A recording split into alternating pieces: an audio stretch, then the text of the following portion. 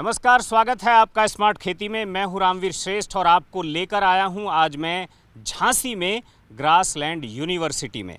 900 एकड़ में फैली हुई इस यूनिवर्सिटी का लक्ष्य है आपके पशुओं की खाद्य सुरक्षा सुनिश्चित करना।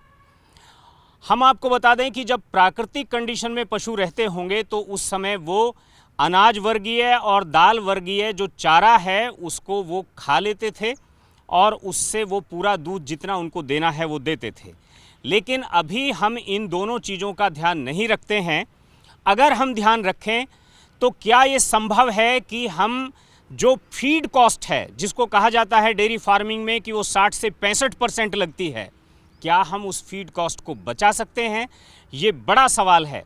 और साथ में जो चरागाह सिमटते गए और अब हमारे पास पशुओं को खिलाने के लिए चारे की जो कमी हो रही है उस पर भी बात करेंगे। और इस सारी कमी को पूरा करने के लिए जो यहाँ पर लोग हैं, साइंटिस्ट हैं, वो यहाँ पर काम कर रहे हैं। डॉक्टर पुरुषोत्तम जी हैं, आपका बहुत बहुत स्वागत है। और यहाँ पर डॉक्टर सिंह हैं, साथ में गौ सेवा आयोग के चेयरमैन हैं, किसान बाबा हैं, स्वामी अमृतानंद जी, जो 32,000 गोवंश को कुल मिलाकर के भारत के अलग अलग केंद्रों पर पालते हैं। लेकिन इनको चारे की पूरी ज़रूरत इनकी पूरी होती रहे, ये एक बड़ा सवाल है। इस सवाल को सुलझाने के लिए सबसे पहले डॉक्टर साहब इसे आप थोड़ा सा बताने की कोशिश करिए कि यहाँ पर इस पूरी यूनिवर्सिटी के अंदर जो चारा अलग अलग तरह का है, चारा होता कितने तरह का है, यहाँ कितने तरह का है और उस पर अनुसंधान किस किस पर चल रहा है? चारा कई तरीके से वर्णन कर सकते हैं इसका। चारा एक दलीय हो सकता है, द्विदलीय हो सकता है, चारा एक वर्षीय हो सकता है, बहुवर्षीय हो सकता है, चारा मतलब खरीफ रबी जायद तीनों का अलग अलग हो सकता है, और एक ऐसा भी चारा है जो हमेशा चलता रहता है। तो चारे के कई वर्गीकरण हैं क्षेत्र के हिसाब से, जलवायु के हिसाब से।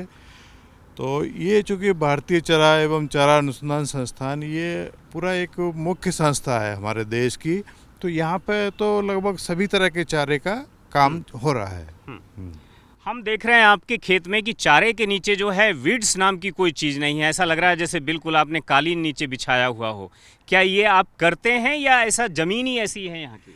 नहीं, इसमें ये जो आप देख रहे हैं ये घास है संकर हाथी घास, संकर बाजरा नेपियर बोलते हैं इसको, हाथी घास, और आम भाषा में हाथी घास भी कहते हैं। हाँ। तो ये घास ही इतनी तेजी से बढ़ती है कि किसी बीड को ये हाथी घास इसे इसलिए कहते हैं। रतुल से मैं कहूँगा एक बार दिखाएं उधर को।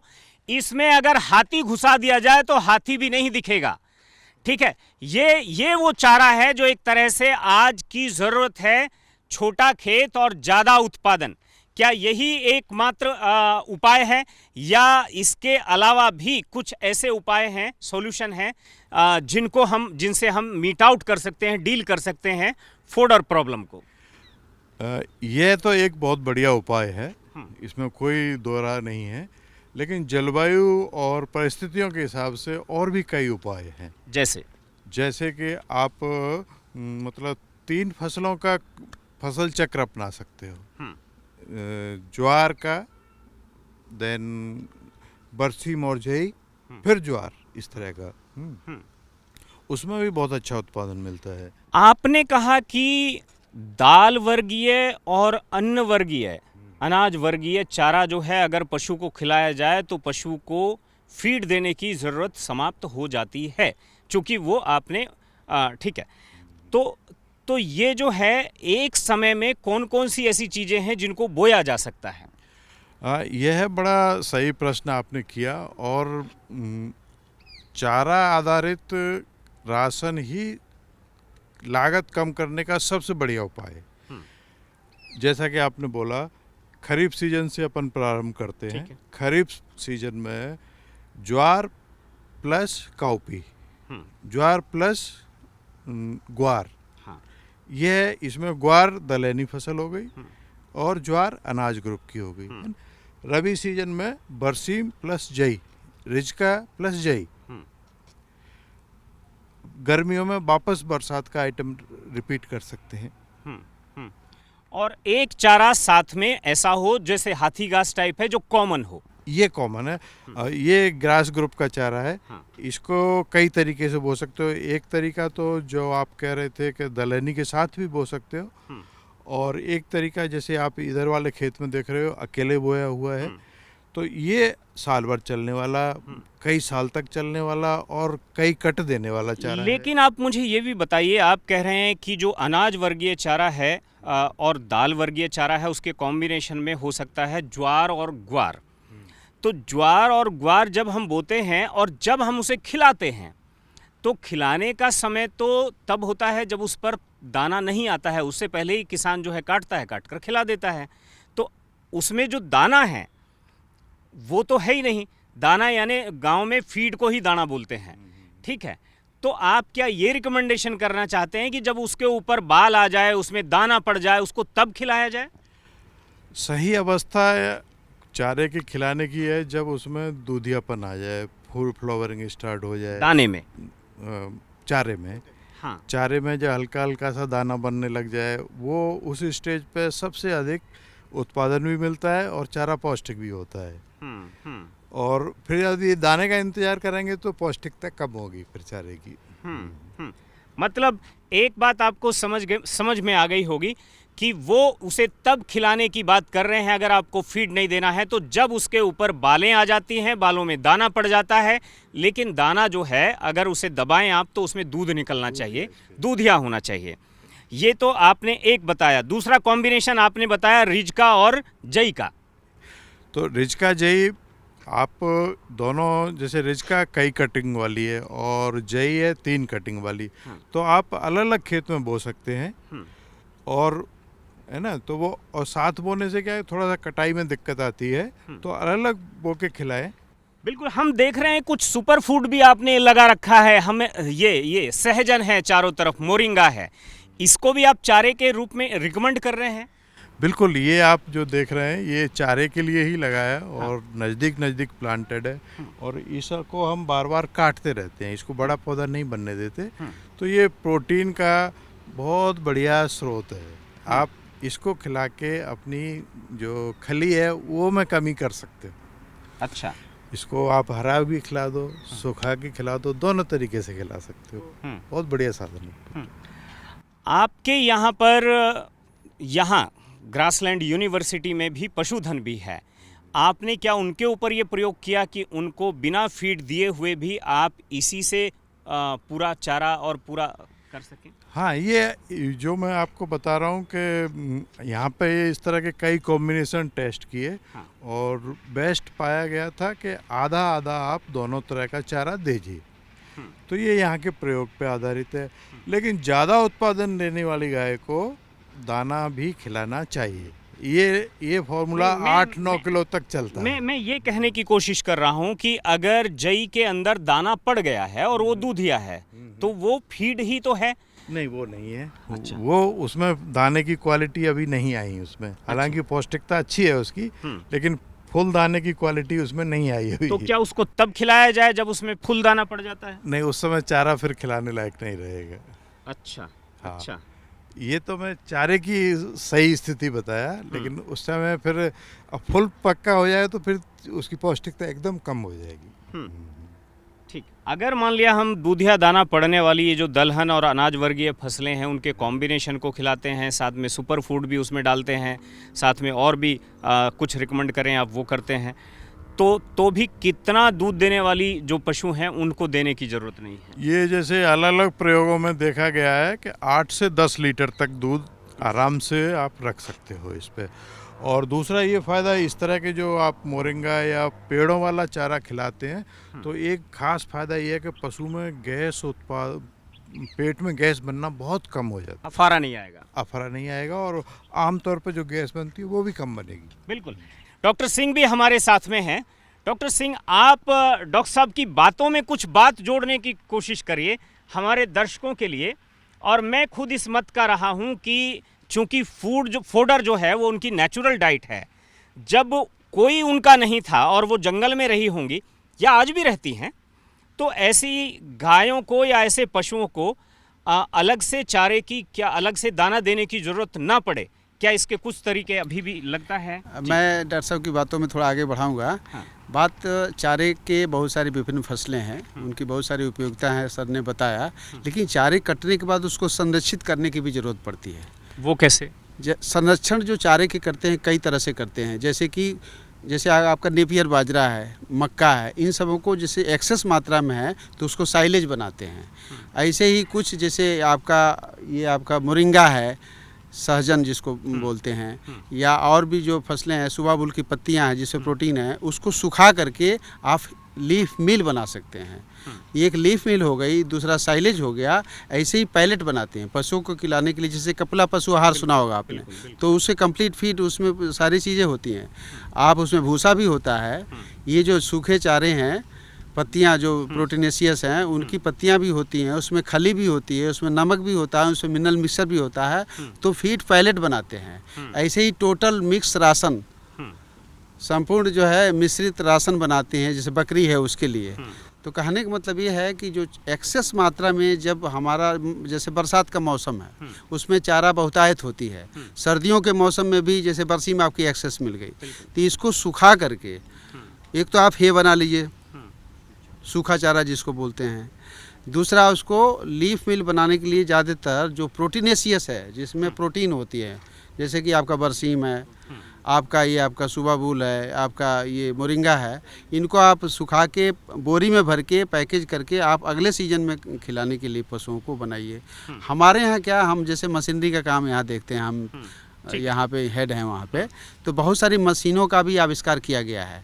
जैसे कि फीड पैलेट बनाने की मशीन, कम कैपेसिटी का भी और ज़्यादा कैपेसिटी का भी। ठीक है। हम जो है 40-50 किलो पर घंटे वाला भी है और 4 कुंटल प्रति घंटे वाला भी मशीन हमारे यहाँ पे डेवलप की गई है। बिल्कुल। और जो टोटल मिक्स राशन, जैसे बकरी वगैरह को खिलाने के लिए, पशुओं को खिलाने के लिए, वो भी उसमें क्या है कि मैनुअल जब मिक्स करते हैं चीज़ों को, जैसे आपको खली है, सूखा भूसा है और भी सूखा चारा है, सब मिलाने को जैसे मैन पावर लगाएंगे तो बहुत समय लगता है, और उसमें बराबर मात्रा में यूनिफॉर्म उसमें मिक्सर नहीं हो पाता है। फिर मिक्सर हो गई तो उसको बोरी में कैसे बंद करें, पैकिंग, तो वो सब हमारे यहाँ पे TMR making machine, feed pellet बनाने की मशीन, ये हमारे यहाँ डेवलप की गई है। उसकी सहायता से वो पशुओं को बहुत सारे संरक्षित करके हम खिला सकते हैं। आप सीजन में भी रख सकते हैं, जैसे कहीं मान लो बाढ़ आ गई, कहीं सूखा पड़ गया। एक साइलेज की बात तो अभी तक होती रही है, लेकिन ये TMR क्या है, इसको थोड़ा और बताइए। TMR में क्या है, वो कंप्लीट फूड एक तरह से टोटल मिक्स राशन, जो उसमें आपका जैसे ये पत्तियां हमने बताया, इसको आपने रख लिया, भूसा उसमें रख लिया, आपको मक्के की, जैसे मक्के का दाना है ना, आपको ब्रान, गेहूं का जो छिलका है ब्रान बोलते हैं, ऐसे ही राइस में भी ब्रान होता है। ठीक है। और जैसे पल्सेज है, दलहनी फसलें, जैसे दलहनी जो इंडस्ट्री, पल्स इंडस्ट्री है, वहाँ से उसकी चुन्नी मिलती है, ब्रोकेंस मिलते हैं। ठीक है। और वैसे ही खली है, जैसे कि आपकी मूंगफली इस बेल्ट में पाई जाती है, मूंगफली की खली है, सरसों जब पेराई होती है तो तेल निकलता है, बाकी जो बाई प्रोडक्ट है उसका खली है, तो मिनरल, ये सब मिला करके, एक उचित मात्रा में प्रोपोर्शन में मिला करके उसको हम बनाते हैं। उसमें हरा चारा भी रहता है उसमें मिक्स? नहीं, सब उसको सुखाते हैं। उसमें हरा रखेगा तो पानी मुआवजा ज़्यादा रहेगी, तो लंबे मतलब हरे चारे को भी सुखा लेते हैं। जैसे यही पत्ती है आपका मोरिंगा का, इस पत्ती को आप सुखा लीजिए, इसको जो टहनियाँ है, टहनियाँ को काटिए। तो पशु को उसके अलावा फिर कुछ डालने की जरूरत नहीं है, घास भी डालने की जरूरत नहीं है? नहीं, आप ये चाहें तो इसके साथ हरा चारा थोड़ा मिला के मिक्स करके खिलाएं तो ज़्यादा अच्छा रहेगा। ठीक है। बाकी तो आप बकरी वगैरह को देते ही अलग से खिलाते हैं इसको। हम आपको ये TMR कैसे बनाया जाता है, TMR का मतलब हुआ टोटल मिक्स राशन। हाँ, टोटल मिक्स राशन, मतलब वो अच्छे से समझ में आ सकता है। संपूर्ण मिश्रित आहार बोलते हैं इसे। तो ये जो संपूर्ण मिश्रित आहार है, ये कैसे बनाया जाता है, और क्या इसको भी साइलेज की तरह इसको पूरा लपेटा जाता है, वो करना है? एक्चुअल में साइलेज तो जो इसे बनाते हैं, जिसमें शुगर कंटेंट 7-8% होती है, जो भी फसलें हैं, जैसे कि आपका मक्का है, आपका जैसे नेपियर बाजरा की डॉक्टर साहब बता रहे थे, तो ऐसे ही जैसे आपको ये केवल प्योर क्रॉप का आपका साइलेज है, लेकिन आप TMR मिक्स साइलेज भी बना सकते हैं, जिसमें और भी कंसंट्रेट भी, दाने भी होंगे उसमें, आपकी पत्तियां भी होगी, जिसमें शुगर कंटेंट ज़्यादा है, वो फसलें जो ग्रासेज हैं, फोडर हैं, वो भी रहेंगी। तो इसको मिला के हमारे यहाँ काम हुआ है, उस पर डॉक्टर साहब ने अभी बताया और विस्तार में डॉक्टर साहब बिल्कुल। बताएंगे। TMR जो है वो होता क्या है और उसमें इंग्रेडिएंट क्या क्या और किस किस प्रतिशत में होते हैं, ठीक है। अगर आपको पशुपालन करना है या कर रहे हैं तो आपको एक बार ग्रासलैंड ज़रूर आना चाहिए। यहाँ के जो साइंटिस्ट हैं बड़े प्रेमी हैं गोपालकों के, पशुपालकों के, इसलिए वो अच्छे से आपको यहाँ दिखा भी सकते हैं, आप खुद भी देख सकते हैं, वो भी बता सकते हैं। TMR को एक बार समझाया जाए। TMR जैसा कि डॉक्टर साहब ने बताया था, टोटल मिक्स्ड राशन, ये इस तरह का राशन है और ये पौधे की आवश्यकता अनुसार डिजाइन किया जाता है, मतलब पशु की आवश्यकता अनुसार डिजाइन करते हैं, ठीक है, जो संपूर्ण आहार देता है। इसका मुख्य पार्ट चारा होता है और करीब 30 से 40% दाना होता है इसमें। तो ये कई तरीके के TMR होते हैं। एक साइलेज TMR होता है, उसमें हरे चारे के साथ दाना मिक्स किया जाता है, करीब 65% करीब चारा और 30-35% दाना। और TMR सूखा भी हो सकता है, उसमें भी इसी तरह का कॉम्बिनेशन रखाया जाता है पशु की आवश्यकता अनुसार। तो दाने में उस समय क्या क्या चीज़ें हैं, कौन कौन से इंग्रेडिएंट हैं और उनको किस प्रतिशत मात्रा में रखते हैं अगर हम सूखा TMR बना रहे हैं तो? देखो, इसमें दो चीज़ें, दाने का कॉम्बिनेशन ही अपने आप में एक विशेष होता है। दाने में 30 से 35% खली होनी चाहिए, ठीक है, 25-30% दाना होना चाहिए, ठीक है, उसके बाद 25-30% खली चोकरा आदि, साथ में करीब 2% नमक और 1% खनिज मिश्रण होना चाहिए। ये दाना बनता है, ये पौष्टिक दाना होता है, बैलेंस दाना होता है। मतलब आप कह रहे हैं कि 25% खली, 25% चोकर और 25% अनाज, 25 से 30% जैसा आवश्यकता अनुसार, साथ में नमक और खनिज मिश्रण होना जरूरी है, ठीक है। 1-2%। तो जो सूखा जब हम ये TMR बना रहे हैं तो उसकी भी रैपिंग की जाती है या उसको खुला भी छोड़ सकते हैं? ज़्यादा लंबे समय तक रखना है तो रैपिंग करिए, अन्यथा खुला भी रख सकते हैं। लेकिन अगर आप हरा साइलेज बना रहे हैं तो आपको रैपिंग करना जरूरी है। हरे में रैपिंग की जरूरत पड़ेगी, अन्यथा वो खराब होने का चांस रहता है। बिल्कुल। यहाँ पर हम थोड़ा सा और समझने की कोशिश करेंगे। गौ सेवा आयोग के चेयरमैन भी हैं मेरे साथ में और हम उनसे समझेंगे, वो झांसी के रहने वाले भी हैं, ये भी एक खास बात है। यहाँ पूरे देश में या उत्तर प्रदेश में जो गायों के फोडर की समस्या है और फोडर के साथ पोषण की समस्या है, इस समस्या से कैसे, क्या अपेक्षा रखते हैं आप ग्रासलैंड यूनिवर्सिटी से कि वो इस दिशा में और क्या आगे देख सकती हैं? देखिए, ये संस्थान है Indian grassland and fodder research institute. ये संस्थान ये देश का ही नहीं बल्कि दुनिया का एक बहुत श्रेष्ठ संस्थान है। हम यहाँ से जुड़े हुए हैं और अभी 6 अक्टूबर को हमने एक यहाँ पर एक कार्यशाला का आयोजन किया था और इस कार्यशाला में हमने उत्तर प्रदेश के सारे मुख्य पशु चिकित्सा अधिकारियों को जोड़ा था। आदरणीय डायरेक्टर साहब सम्मिलित हुए, तो जिसमें हमने यूपी के पूरे 75 जनपदों में हम कैसे कैटल फूड सिक्योरिटी को लेके हम लोगों ने कार्यशाला की थी।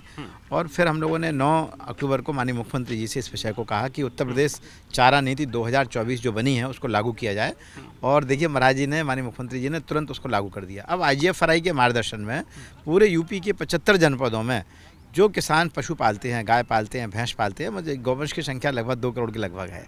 और गौशालाओं में जो उसी में से गौशालाओं में 12,58,000 गौवंश है। तो हम लोगों ने तय किया है कि हम इस साल में चारे का इतना उत्पादन कराएंगे कि हर गाय को कम से कम 10 किलो एक दली और द्विदली चारा मिले, माने अनाज वर्गी और दाल वर्गी दोनों चारा हमारे गौवंश को उपलब्ध हो।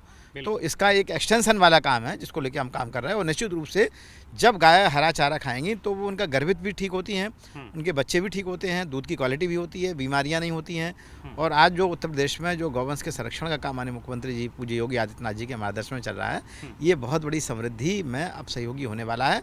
जिस तरह से आज से 40 साल पहले कि हमारे पास इतने चारा गाय थे कि गाय किसान चराने वाला ले जाता था और चरा के लाता था, तो इनकम हमारी जो इनपुट कॉस्ट जो है वो ना के बराबर थी। बिल्कुल। तो हम पूरे यूपी में अब हम गौवंश की इनपुट कॉस्ट को हम कम करेंगे, उनका स्वास्थ्य ठीक करेंगे, अच्छी क्वालिटी का मूत्र गोबर मिलेगा, अच्छी क्वालिटी का दूध और ये ग्रासलैंड जैसी यूनिवर्सिटी उसके लिए मददगार जरूर साबित होगी। उत्तर प्रदेश गौ सेवा आयोग और IGFRI Indian grassland and fodder research institute, ये दोनों मिलके, चूंकि ये तो बहुत बड़ा संस्थान है, लेकिन हम दोनों लोग मिलके करेंगे। हम ग्रासलैंड की जो चारे की वैरायटी हैं उनको पूरे उत्तर प्रदेश में फैलाने का काम करेंगे। बिल्कुल।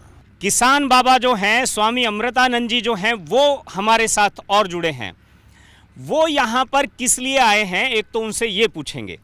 दूसरा, यहाँ मध्य प्रदेश का हो, वहाँ पर गायों को लेकर कोई नीति बनती है तो कृष्णायन जो गौशाला है वो उसमें बहुत बड़ी स्टेक होल्डर है। मैंने कहा 32,000 से ज़्यादा गोवंश उसको वो संरक्षण देते हैं, वहाँ पर खेती करते हैं। आज मैं वहाँ होकर आया तो नेपियर की, हाथी घास की ऐसी बड़ी बड़ी वैरायटी वहाँ पर भी थी जो रीपर से काटी जाती हैं और उन गायों को खिलाई जाती है।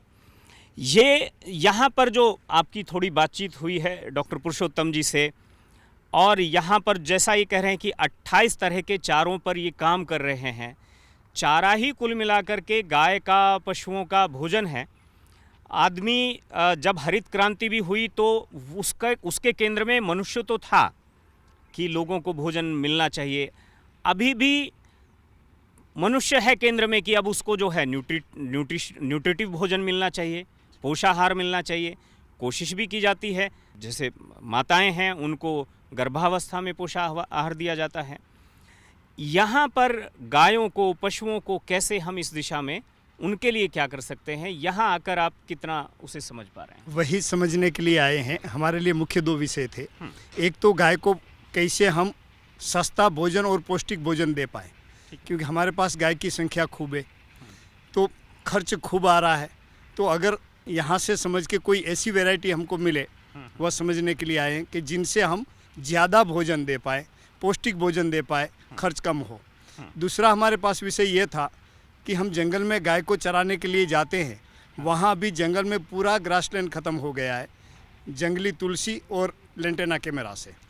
तो उसको हटा के हम यहाँ से बीज ले जाना चाह रहे हैं।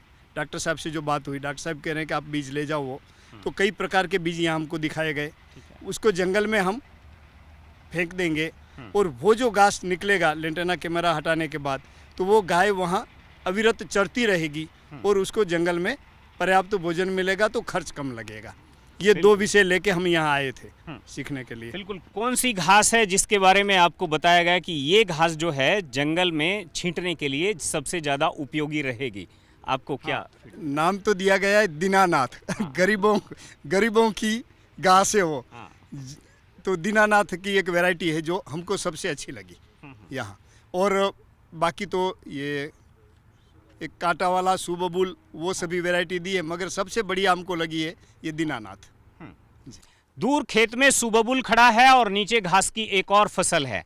आपके यहाँ बिल्कुल बाजू में आप किनारे पर देख रहे हैं, ये बिना कांटे की नागफनी है। सबको आपस में मिला दीजिए, काट दीजिए, पशुओं के लिए सुपर फूड तैयार हो गया।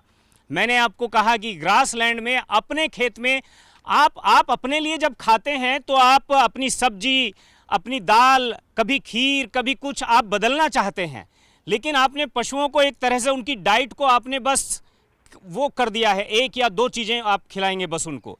पराली खिला रहे हैं तो पराली खिलाएंगे, नेपियर खिला रहे हैं तो सिर्फ नेपियर खिलाएंगे। लेकिन पशुओं को अगर प्रेम से पालना है तो उन्हें भी सब तरह की चीज़ें खिलाइए। प्रकृति ने उन्हें 42 तरह का चारा उनके लिए दिया है, उसमें से 28 तरह के चारे पर यहाँ पर भी रिसर्च चलती है, काम होता है, और 400 से ज़्यादा पशु उससे पलते भी हैं। तो डॉक्टर साहब, ये जो चारा हमने उधर देखा और ये जो हम जंगल टाइप देख रहे हैं, ये सब क्या है? छोटा छोटा। हाँ रामवीर जी, जैसा कि आपने कहा, आपकी जो बाईं तरफ था सुबबुल आधारित पद्धति है, ये वर्षा आधारित पद्धति है। सुबबुल घास और कुछ फसल भी डाल सकते हो इसमें, तो ये इसमें कोई सिंचित सिंचाई की आवश्यकता नहीं होती। दूसरा आपने देखा है ये कांटा रहित नागफनी है, ये भी मतलब ऐसे क्षेत्र के लिए बहुत बढ़िया चीज़ है जहाँ पानी की कमी है, और आप इसको काट के खिला सकते हो, और ये भी बढ़िया चारा है। ठीक है। और ये पीछे आपकी तरफ, पीछे जो आप मेरी तरफ देख रहे हो, ये पूरा ब्लॉक वर्षा आधारित है और ये सब घासों का ब्लॉक है। ये घासें मतलब जैसे ही पानी होता है या बरसात होती है ये हरी हो जाती हैं और फिर वापस अपने आप सूख जाती हैं, फिर उगे आती हैं, दोबारा बोने की ज़रूरत नहीं। ये सब बहुवर्षीय हैं और सारी घासें हैं। जहाँ पे भी चारा मतलब चराई की ज़मीन है उसके लिए बहुत बढ़िया चीज़ है ये। बिल्कुल। मैं इधर का वेटनरियन है, वेटनरी डॉक्टर है। हमारे पास इधर 220 भैंस और गाय मिलाकर दोनों में टोटल 220 जानवर है। उसी में बदावरी भैंस है और साहिवाल का, क्रॉस ब्रेड का और तारपारकर, ये 3 और कनकंदा का गाय का ब्रीड है। और इधर ये मिल्किंग शेड है हमारा। इसमें अराउंड 50 जानवर डेली मिल्किंग में होता है। Around 150 to 170 litres per day हमको इधर मिल्किंग में है।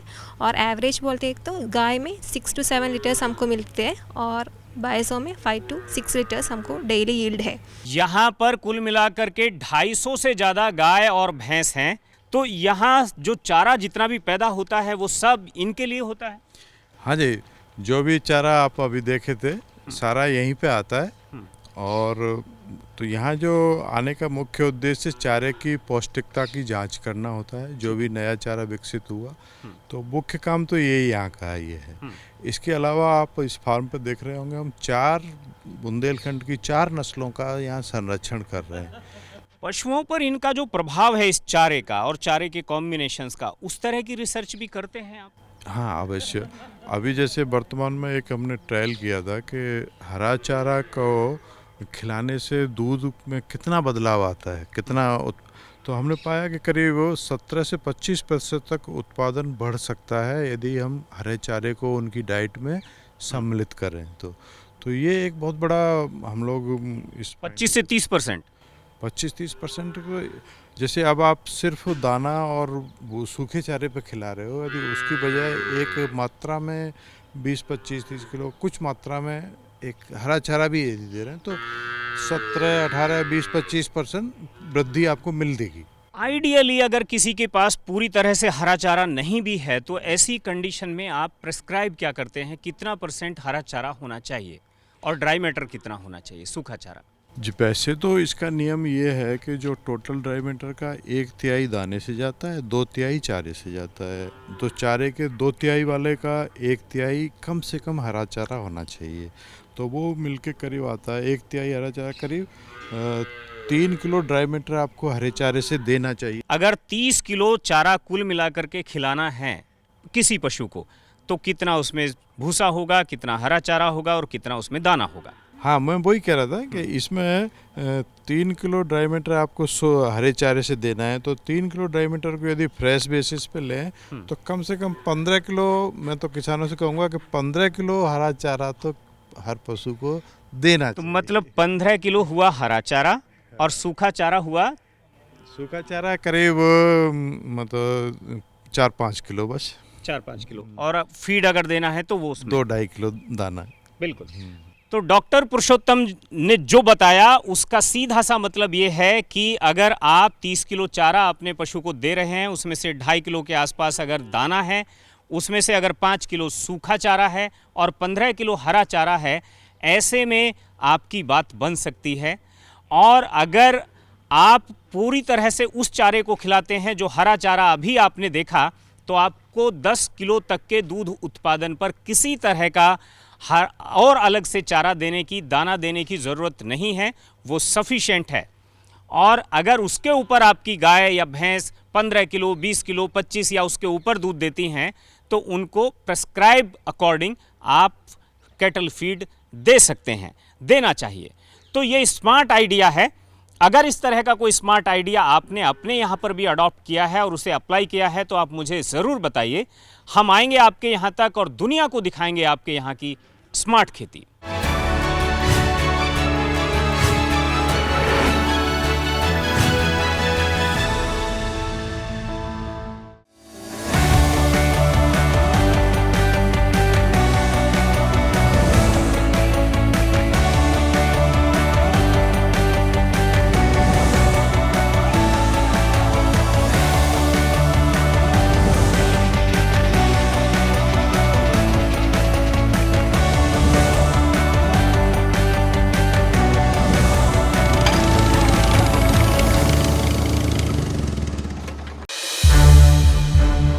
सनसेट टीवी के और भी प्रोग्राम्स देखने के लिए सब्सक्राइब करें हमारा यूट्यूब चैनल और हाँ, इन्हें लाइक और शेयर करना ना भूलें।